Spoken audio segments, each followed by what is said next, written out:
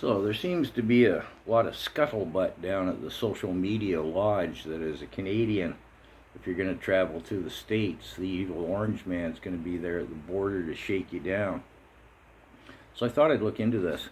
It was prompted by a conversation I had last night with a couple who reside here that are almost never around. We call them the travelers. They're in their 70s. They have a big van and they just travel around the North American continent. I mean, they've been from Florida to Alaska, the Texas Panhandle to Newfoundland. They roam the land. I said to them last night, I bumped into them and I said, hey, you guys have been lurking around for a while. You know, what's up with that? Trump, racking, fracking Trump, leave paying at the border, not going to pay. They both just went off like crazy. You know, the Trump, skip the next two syllable word, syndrome. Now, these two, I've talked to them on a number of occasions. I enjoy their company. They couldn't name 6 Canadian politicians. Totally disinterested in politics. Openly state it. Haven't note we got nothing to do with politics.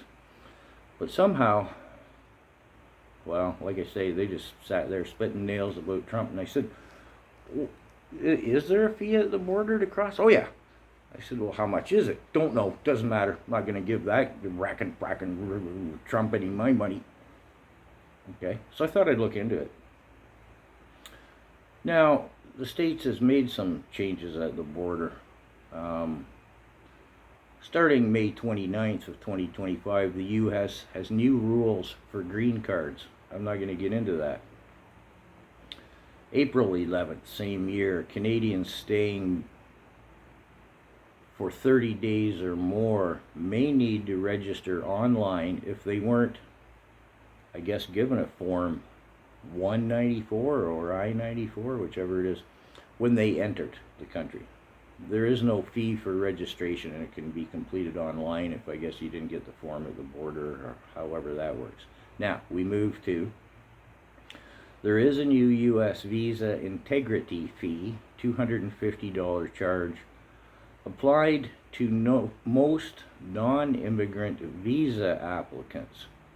This fee affects Canadian permanent residents and temporary residents who require a U.S. visa, but most Canadian citizens are exempt due to visa-free travel privileges. What's that mean? Basically, if you need a work visa, a student visa, or you're on governmental business or diplomatic travel, this visa integrity fee can come into play. So this is specific business or tourist visas for Canadians who require a B1 or B2 visa. So the majority of Canadians are exempt for short term, up to 6 months, for tourism or business. So basically, I interpret that as it's only special occasions. If you're doing business in the States, something that doesn't require a green card, you may get into this integrity visa, what is it? Visa integrity fee of $250. So I guess you want to check at the border, but it seems like the majority of Canadians, the evil orange man isn't going to be at the border to shake you down.